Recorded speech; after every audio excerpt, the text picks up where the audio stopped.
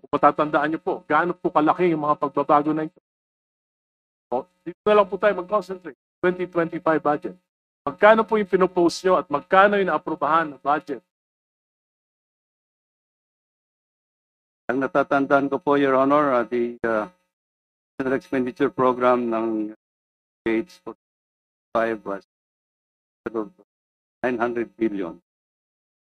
What came out of the General Appropriation Act is 1.08 billion. Meaning, gaano po kalaki na dagdag? 1.088 trillion euro. Gaano po kalaki ang nadagdag? The dagdag is 180 billion euro. At sa nadagdag po na 188 billion, ito po yung mga infrastructure projects, tama po? That's correct. Sa pagkakaalam nyo, saan kumuha ng mga program of works? Paano nakapagdagdag ang House of Representatives at ang Senate? Ito sa mga... Galing po ba ito sa DPWH, yung mga programa na ito? Yan ay hindi maliwanag po, Your Honor. So ito po ay ginawa ng BICAM without your knowledge. So makakaalam lang po ng mga insertion na ito ay particularly yung BICAM, Senate Committee on Finance and Committee on Appropriations of the House of Representatives. Tama po ba yan? Well, as far as we know, Your Honor, that will be product of BICAM. Thank you. Yun na lang po ang aking at Mr. Chair, I would like to move that in order to clear up things, to clarify matters, should invite the chairman of the Committee on Appropriations in the last Congress, the 19th Congress, and the chairman of the committee,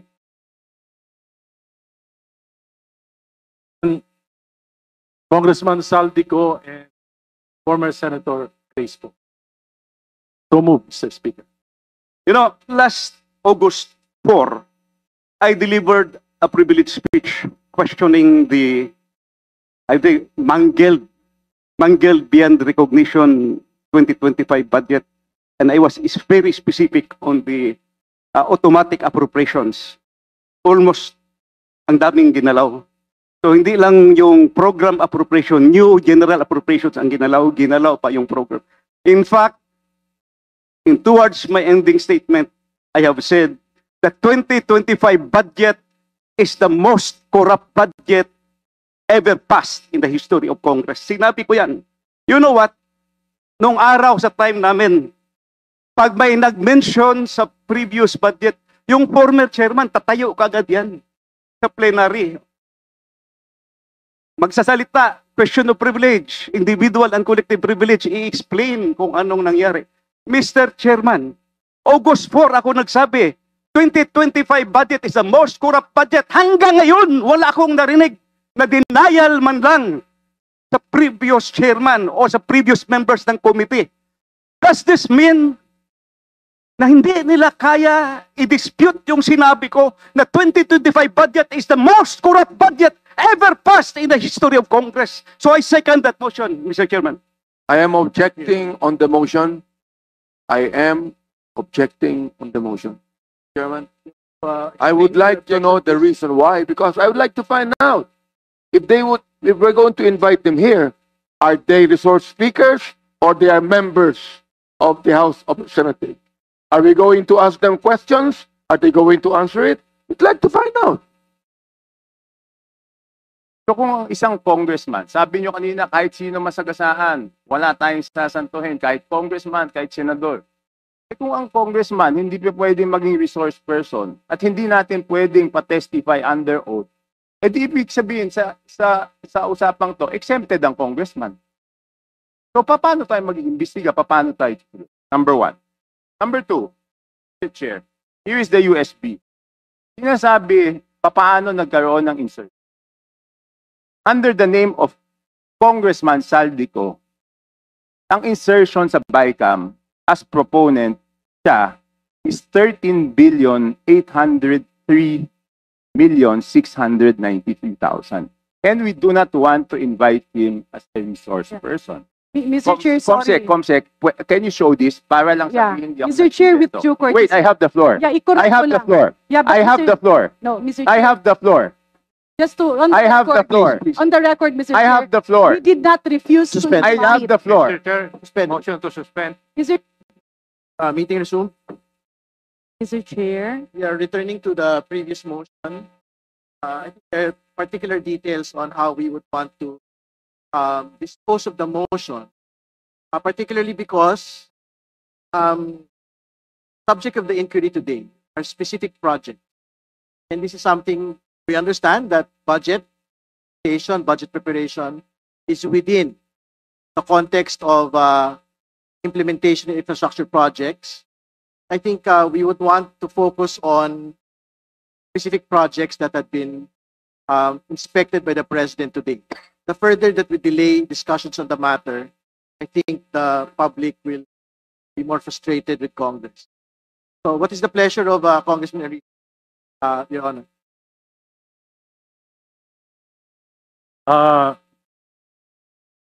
Mr. Chair, if that's the case, I would like to defer my motion because I would like to consult